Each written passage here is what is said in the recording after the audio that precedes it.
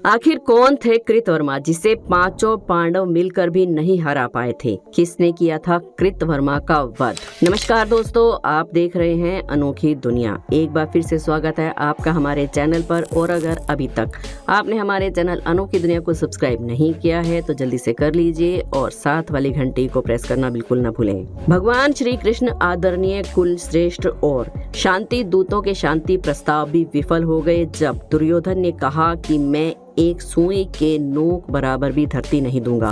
कौरवों और पांडवों के बीच युद्ध की ठन गई। दोनों पक्ष युद्ध की तैयारियों में जुट गए और अपनी अपनी सेना को बुलंद बनाने में लग गए। इसी बीच अर्जुन और दुर्योधन सहायता मांगने भगवान श्री कृष्ण के पास पहुँचे। ये तो हम सब जानते ही हैं कि अर्जुन को श्री कृष्ण का साथ मिला था और दुर्योधन को मिली थी कृष्ण की अपराजित नारायणी सेना। दोस्तों कमेंट्स में जय श्री कृष्णा जरूर लिख दें। इसी नारायणी सेना के साथ दुर्योधन को मिले थे वो सारे योद्धा जिनको युद्ध में कोई भी नहीं हरा सकता था, और उन्हीं में से एक वीर का नाम था कृतवर्मा, जो श्री कृष्ण की नारायणी सेना का सेनापति था। अब आप सोच रहे होंगे कि नारायणी सेना का सेनापति तो सात्विकी था, लेकिन फिर कृतवर्मा कैसे बन गए? तो चलिए हम आपको इसके बारे में विस्तार से बताते हैं। हम सब जानते हैं कि अर्जुन को स्वयं श्री कृष्ण मिले और दुर्योधन को मिली नारायणी सेना। ये चुनाव खुद दुर्योधन ने ही किया था। हालांकि बाद में उसे इस बात का बहुत पछतावा भी था और उसने खुद बाद में ये बात भी मानी कि उसने उस दिन नारायणी सेना को मांगकर बहुत बड़ी गलती की थी, जबकि वो बदले में स्वयं नारायण को मांग सकता था।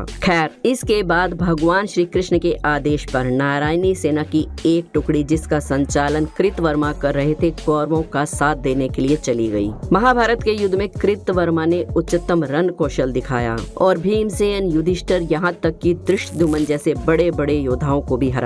सिर्फ यही नहीं, कृपाचार्य के बाद तीसरा योद्धा कृतवर्मा ही था जो महाभारत के युद्ध के बाद भी जीवित बचा रहा। दरअसल जब भगवान श्री कृष्ण ने कंस का वध किया था तो स्वयं मथुरा के यादवों की रक्षा का कार्यभार वो खुद उठाने लगे, लेकिन आए दिन जरासंध, जो कि कंस का ससुर था, भगवान श्री कृष्ण से बदला लेने के लिए मथुरा पर हमला करता रहता था। ऐसी स्थिति में श्री कृष्ण ने अपने सभी यादवों को मथुरा की सुरक्षा में लगा दिया और सभी योद्धा मथुरा के विभिन्न द्वारों पर सुरक्षा में जुट गए। जब एक दिन श्री कृष्ण निगरानी के लिए निकले तो उनकी नजर एक ऐसे वीर पर पड़ी जो बेहद ही बहादुरी से मथुरा के पूर्वी द्वार पर रक्षा कर रहा था, और उस दिन पहली बार श्री कृष्ण कृतवर्मा के शौर्य से परिचित हुए। आगे चलकर जब श्री कृष्ण अपने समस्त यादव बंधुओं के साथ द्वारिका में बस गए तो उन्होंने उस नगर की सुरक्षा के लिए एक विशाल नारायणी सेना का निर्माण किया। नारायणी सेना को चतुर, चालाक और बेहद खतरनाक सेना माना जाता था और संपूर्ण नारायणी सेना के सेनापति और कोई नहीं बल्कि बलराम जी खुद थे।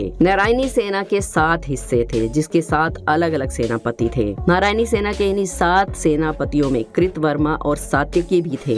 कृतवर्मा यदुवंश के अंतर्गत भोज राजनीतिक के पुत्र और वृष्णि के 7 सेना नायकों में से एक थे। कृतवर्मा ने अपने शौर्य के दम पर नारायणी सेना के साथ मिलकर कई राजाओं को हराया और अनेकों राजाओं को जीत लिया। जब महाभारत का युद्ध करीब आया तो श्री कृष्ण ने अपनी नारायणी सेना कौरवों को दे दी, लेकिन श्री कृष्ण की विडंबना अभी खत्म नहीं हुई थी। अर्जुन का शिष्य सात्यकी, जो कि नारायणी सेना के एक हिस्से का सेनापति था, वो पांडवों से जा मिला क्योंकि वो नहीं चाहता था कि वो किसी अधर्मी का साथ दे। इसलिए उसने नारायणी सेना का साथ छोड़ दिया और पांडवों से जाकर मिल गया। वहीं दूसरी ओर नारायणी सेना के मुख्य सेनापति बलराम जी भी युद्ध में भाग नहीं ले रहे थे, इसलिए नारायणी सेना के अन्य हिस्सों में भी बलराम जी की ही तरह सेना ने अपना मुख मोड़ लिया। लेकिन नारायणी सेना के एक हिस्से का सेनापति कृतवर्मा था, इसलिए कृतवर्मा ने अपने उस हिस्से की सेना को लेकर कौरवों का साथ दिया। युद्ध भूमि में उसने पूरी तरह से खलबली मचा दी थी। इस प्रकार श्री कृष्ण की नारायणी सेना के 7 हिस्सों में से एक हिस्से ने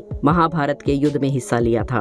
अगर युद्ध में बलराम जी, सात्विकी और कृतवर्मा एक साथ होकर पूरी तरह से नारायणी सेना का साथ देकर कौरवों का साथ देते तो निश्चय ही इस युद्ध के परिणाम एक ही दिन में निकल आते और पांडवों की हार संभव थी। महाभारत के युद्ध में कृतवर्मा ने अपनी सेना के साथ इस तरीके से युद्ध किया कि वो अंत तक नहीं मरा और न ही उसने अपनी सेना के एक भी सैनिक को कोई नुकसान होने दिया। ये एक श्रेष्ठ योद्धा और कुशल सैनिक का ही परिचय होता है। महाभारत के युद्ध में अनेक ऐसे क्षण आए जब कृतवर्मा ने दुर्योधन की मदद की।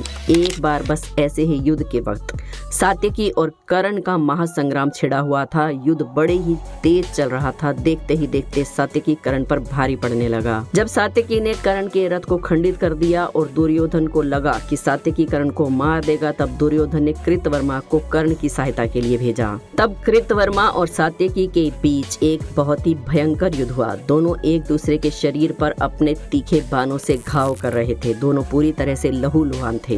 दोनों ही नारायणी सेना के सेनापति थे। तभी कृतवर्मा ने सात्यकी पर बाणों की वर्षा कर दी और सात्यकी घायल होकर नीचे गिर पड़े। लेकिन फिर भी सात्यकी ने हार नहीं मानी और अपने भाले से कृतवर्मा पर वार कर दिया, जिसकी वजह से कृतवर्मा भी घायल हो गए। सभी युद्ध विद्याओं में माहिर कृतवर्मा ने अपने रथ को संभालते हुए युद्ध को जारी रखा। कृतवर्मा के इस अनोखे कौशल को देखकर शत्रु भी अचंभित थे। सात्यकी की वीरता को देखकर गुरु द्रोणाचार्य ने सोचा कि अब उन्हें ही सात्यकी से युद्ध करना चाहिए और उन्होंने अपनी सारी सेना का कार्यभार कृतवर्मा को सौंप दिया। कृतवर्मा अपनी सेना के साथ महाबली भीमसेन पर टूट पड़े और इस तरह उन्होंने सिर्फ भीम ही नहीं बल्कि पांडवों के मुख्य सेनापति यानी कि द्रौपदी के भाई धृष्टद्युम्न को भी हरा दिया। महाभारत के द्रोण पर्व के 113वें अध्याय में संजय धृतराष्ट्र को कृतवर्मा के बारे में बताते हुए कहते हैं कि कृतवर्मा रथियों में श्रेष्ठ नजर आ रहे हैं और उनके युद्ध कौशल की तारीफ भी वो करते हैं। वहीं महाभारत के अंत में दुर्योधन का वध हो गया, लेकिन कृतवर्मा बचे रहे।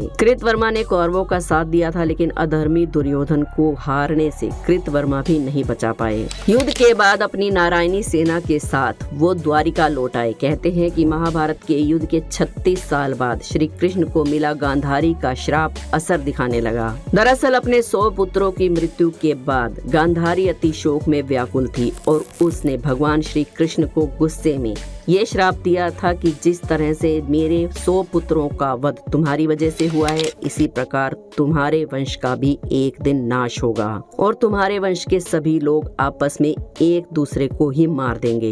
भगवान श्री कृष्ण ने गांधारी से कहा कि हे देवी, आपके दुख को मैं समझ सकता हूँ। यदि मेरे वंश के नाश से आपको आत्म शांति मिलती है तो ऐसा ही होगा। और फिर असल में हुआ भी ऐसा ही। एक शाम ऐसे ही कृतवर्मा और सात्यकी अपनी अपनी सेनाओं के साथ बैठे हुए थे। सात्यकी और कृतवर्मा आमने सामने बैठे थे। उनकी सेनाएं भी वहां पर मौजूद थी। दोनों के बीच महाभारत के युद्ध को लेकर कई सारी बातें होने लगी। इन सभी चर्चाओं के बीच कृतवर्मा ने सात्यकी को उसके युद्ध में किए हुए बुरे कर्मों की याद दिलाई कि कैसे सात्यकी ने पांडवों की तरफ से लड़ते हुए छल से निहत्थे गुरु विशर्वा का वध किया था। कृतवर्मा की इस बात से सात्यकी अधिक क्रोधित हो गए और कृतवर्मा का वध कर दिया। इसके बाद दोनों समूहों में आपसी युद्ध छिड़ गया और सात्यकी के साथ साथ समूचा यादव वंश नाश हो गया। कहते हैं कि जब महाभारत का युद्ध खत्म हुआ था तब कृतवर्मा जीवित थे, लेकिन 36 साल के बाद यदुवंशियों को मिले श्राप के कारण कृतवर्मा जैसे महान नारायणी सेना के सेनापति का वध खुद नारायणी सेना के ही दूसरे सेनापति यानी कि सात्यकी ने किया। ये भगवान श्री कृष्ण की ही रची हुई माया थी कि गांधारी के श्राप को सच करने के लिए उन्होंने यदुवंश का नाश कर दिया। लेकिन वहीं पर कुछ इतिहासकारों का ये मानना है कि यदुवंशी उस समय बहुत ही ज्यादा पावरफुल हो चुके थे और भगवान श्री कृष्ण ये नहीं चाहते थे कि अब यदुवंशी दूसरों पर अत्याचार करें, इसलिए उन्होंने उनकी पावर को खत्म करने के लिए ये सब किया। तो आपके मन में कृतवर्मा को लेकर अब क्या विचार है, हमें अपने विचार कमेंट्स बॉक्स में जरूर बताइए। आज की वीडियो में अगर कुछ भी अच्छा लगा हो या फिर कोई नई जानकारी मिली हो तो वीडियो को लाइक जरूर करें और शेयर जरूर करें। हमारे चैनल अनोखी दुनिया को सब्सक्राइब करना ना भूलें, बेल आइकन को प्रेस कर लें और कमेंट्स में जय श्री कृष्णा जरूर लिखें। कल फिर मिलेंगे एक और वीडियो में। जय श्री कृष्णा।